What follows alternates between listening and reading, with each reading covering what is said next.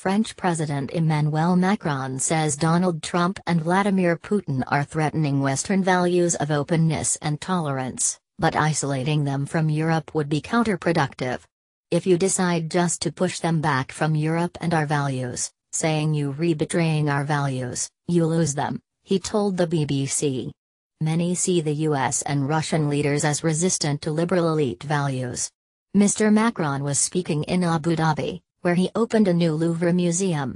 He called it a symbol of tolerance and diversity in the region. We're at the epicenter of a series of conflicts and battles inside the Muslim world, he said in an interview at the weekend. It's very important to me to support those defending an open Islam. He said the West had made a mistake in abandoning a grand narrative around its values and identity, and that France had a role in defending them abroad. You need a collective narrative, a common goal, common imagination, he said. It was the strength of Daesh, so-called Islamic State, it was a promise of death. And I think one of the problems of Western society and Western countries during the past decade was to abandon imagination, ambition, vision. No one falls in love with the single market, the financial market, labor reforms or budget perspective, he continued. People are motivated because of a big narrative. He said it was paranoia, their sense of threat, and their willingness to protect something that made leaders such as President Putin choose a different path, but that the Russian president was forgetting that part of his country's own civilization was about openness, and that its future was directly linked to Europe. Mr. Macron took office 6 months ago, promising to transform France's economy, society, even its identity.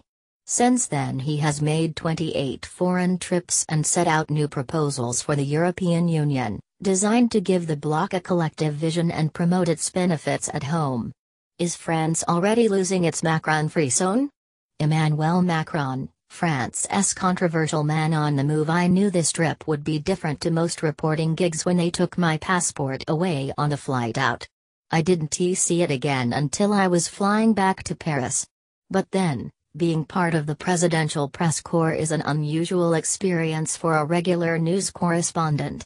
And there were times when it felt more like a school trip than a reporting gig. The press corps bussed en masse from location to location, fed and watered at appropriate times, and handed detailed information about the president's speeches and schedule. Not once did I order a meal, give a taxi driver directions, or speak to a local person who wasn't a member of the hotel staff.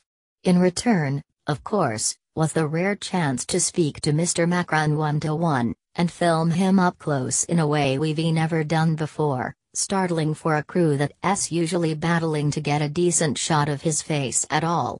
And while there was a good deal of waiting around, the media has to be in place hours before the president arrives, it was made an awful lot easier by the food.